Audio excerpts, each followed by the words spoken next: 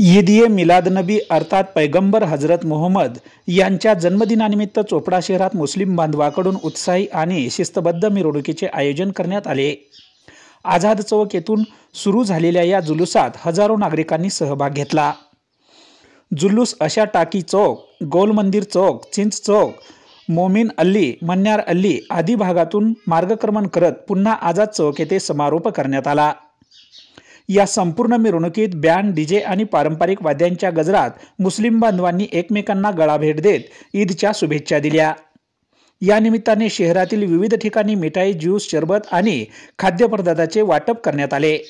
श्रद्धा, आपुलकी आणि सामाजिक एकतेचा संदेश देणाऱ्या या सणात नागरिकांनी उत्साहाने सहभाग घेतला।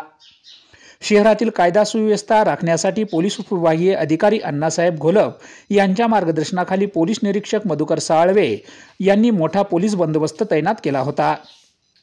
संपूर्ण मिरवणूक शांततेत आणि उत्साहात वातावरणात पार पडली। ईद ए मिलाद निमित्त शहरात आनंदाचे व भक्तिमय वातावरण पाहायला मिळाले।